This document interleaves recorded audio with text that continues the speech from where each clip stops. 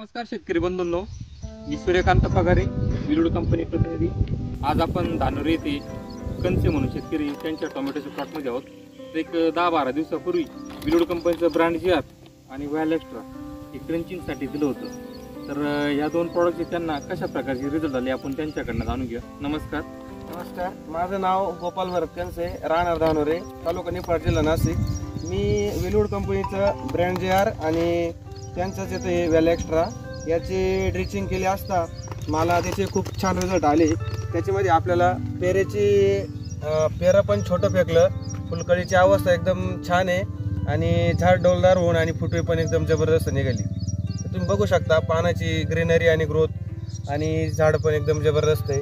आणि इकडून आपण याची ब्रँड GR आणि व्हॅल एक्स्ट्राची ड्रिचिंग केल्यावर या बाजूला केलेली नसताना याचं पान खूप पातळ आणि लांबी थोडी जास्त होती. याची लांबी थोडी कमी पण पानात रफनेसपणा आणि हिरवेगारपणा जास्त वाटला आणि मुळं पण जोरात चालली आणि शेंडा पण एकदम मस्त चालला. आणि याची वाढ झपाट्याने जास्त वाढ दांडे फेकत होती. हे बघा आपण बघू शकता याच्यावाली दांड्यांची लांबी जास्त फेकली गेलेली इथं आणि याची पेरीची एकदम छोटं फेकलेलं आहे. त्याच्यामुळे आपली फुलसंख्या वाढून आणि आपलं पीक जोमदार येतंय बुवा असं.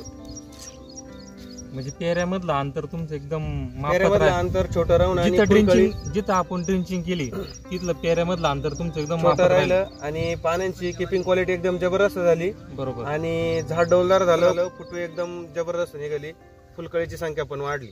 ब्रँड GR वगैरे वापरून तुम्ही समाधानी आहात का? एकदम समाधानी आहे. बाकी जबरदस्त शेतकऱ्याला तुम्ही काय सांगताल बॉस? बाकीच्या शेतकऱ्याला आम्ही सांगू इच्छितो की तुम्ही ब्रँड GR एकरी 10 किलो आणि व्हॅल एक्स्ट्रा वापरलंच पाहिजे.